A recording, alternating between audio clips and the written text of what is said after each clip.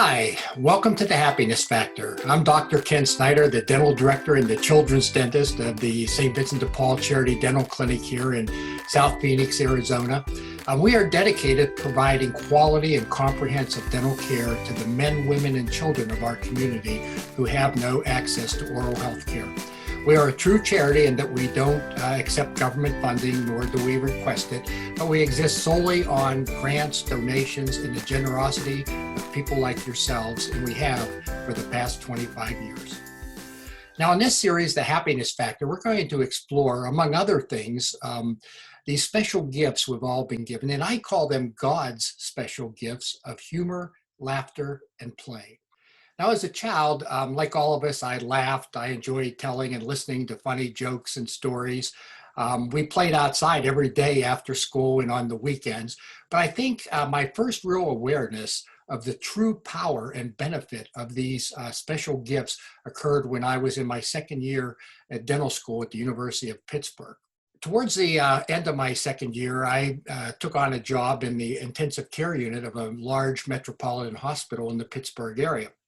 And I'll never forget my first day that I was to go to work. It was a Saturday afternoon, and I was to start on the 3 to 11 shift. And the way it works in the hospital is that the head nurse of the shift that's going off duty comes into like a little conference room with the entire staff that's coming on, and they go down bed by bed and give report and changes in doctor's orders and new admissions and changes in patient status and things like that. And, this was intensive care. And I mean, inside, I was pretty intense. I had a little notepad. I was like hinging on every word. And they started out with the patient in bed 1.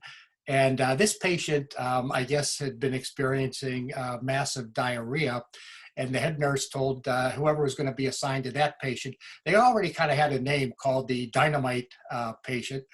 There was another patient that was on a striker bed. He was actually a paraplegic, an automobile. He was underneath. It was jacked up. He was working on it. The jack kicked out. It came down, hit his neck, and he was actually paralyzed. And in those days, they used to put you on these striker beds. It looked like a Ferris wheel. And because if you actually are not moving at all, it's amazing how quickly the skin can break down in a condition we call Decubitus with the pressure points. And so every so many hours, they had to actually put a bed on top and then take the one underneath, strap them to that and wheel them around. And so they could be on their back for so many hours and then the front and kind of change the pressure position. And of course, they called him the Ferris wheel patient. And I thought, my God, how rude these people are. And I thought this would really be my first and last day in the intensive care unit.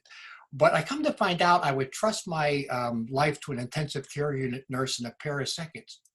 And that the humor and the laughter and the play, never at expense to the patients or never when there were visitors or anything like that, but it was the only way that they could cope with the seriousness of the job that they had to do. And another thing I found very interesting, that those who did not participate in the horseplay and the joking, the little inside, things, almost every 2 weeks, like clockwork, they would call in sick. 2 weeks, they would call in sick because they internalized it and there was no escape for it to get out. The other thing I noticed was that the patients who came in within about 2 hours, if they were conscious, no matter what their condition was, their illness, their trauma, whatever, we could tell within about the first 2 hours if that patient was going to get out of the intensive care unit alive or not necessarily based on the extent of the illness or the trauma, but we could just see it in their eyes. You could tell who could still kind of make little funny innuendos about their condition, different things like that. And it was amazing. And that really had an awareness on me. And so, with the limited time I had in dental school, it's pretty hectic in itself. I started to go to the library and look for information on humor and laughter and play and healing. And there were some different articles that had come out. And we'll get into some of those in future podcasts. But it just fascinated me. Later, when I came here to Phoenix, I was involved in helping to start the I Can Cope project, which was created to help patients who have been diagnosed with potentially terminal illnesses. And one of the things we found out that, if you're diagnosed with a potential terminal illness or a terminal illness, it's on your mind 24/7. But if somehow we can get it off your mind, even for brief periods of time, a half hour, 40 minutes, an hour, makes all the difference in the world. And so that's what humor and laughter and play helped us to do. And again, we'll get into more of how that occurred in future podcasts. But I want to give a brief description of humor, laughter, and play, and we'll cover all these in depth in the future. Laughter is actually innate. You know, there's animals that make sounds like laughter, and a lot of people will say, you know, my dog laughs, or my cat laughs, or my potbelly pig laughs. Maybe they do, maybe they don't. But studies have shown that we humans are the only ones who actually laugh. And in its purest form, it's a stress relieving mechanism.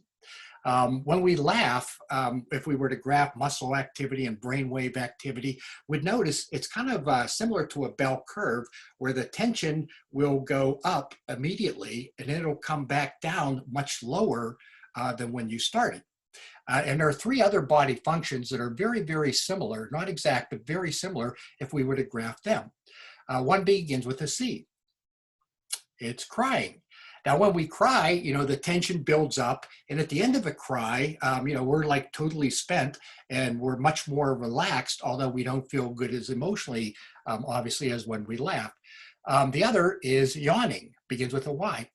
And when we yawn, you can feel that instantaneously. I mean, it's almost like the pressure builds up. You feel like your head's going to pop off.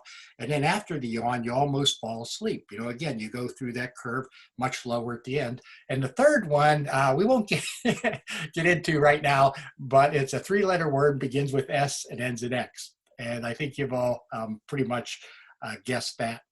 Now, humor isn't just, and incidentally, laughing is actually a higher brain activity. And in a future podcast, we'll look at that. But in the purest form, it's a stress relieving mechanism. It's one of the ways we relieve stress. Humor isn't just telling funny jokes and stories and things like that. That's part of it, but a very, very small part of it. Humor is actually an attitude that life's meant to be fun, our jobs are meant to be fun, the people around us are meant to be fun, everyday activities are meant to be fun. And again, we're going to get a lot more into that in future podcasts as well. And then play, and I'll give you my definition of play. And in our Western society, we confuse play with competition so often. You know, we have our kids join a little league team or a soccer team or some other type of competition, and we think it's play. And it can be, at the right attitude and the right adult supervising, but a lot of times we get caught up in the competition, and they're two different things. And my definition of play is any activity you enjoy just for the sake of doing it. It doesn't matter how it turns out, whether it's drawing, whether it's planting a garden, doing a crossword puzzle, taking the dog for a walk, any activity you enjoy. And at the end of that activity, you feel much better than you do at the beginning. And again, we will get in depth into play versus competition and how to make sure that we do have play in our lives. But anyway, stay tuned, because in the weeks to come, we're going to explore so many we're going to take in-depth looks at so many different areas. And we're going to have wonderful topics like the power of a smile. It's amazing what just a smile can do, not only for you, but for the recipient of your smile. We're going to talk about finding your own personal funny bone. You know, what's funny to one person is not necessarily funny to another. So we'll explore that. We're going to talk about how to make work fun, things you can do at work that will actually, I call it putting work to play. Or putting play to work, either way you want to look at it, but how to make it fun. And many more ways we can use humor, laughter, and play to live a happier, healthier, and more productive and more enjoyable life. So until then, if you would like to support the mission of the St. Vincent de Paul Charity Dental Clinic, visit the website below and follow the leads, and be sure to designate the dental clinic. And you might want to, in fact, we would appreciate it if you would, mention that you saw us on the Happiness Factor. Until then, be true to your teeth, and they won't be false to you.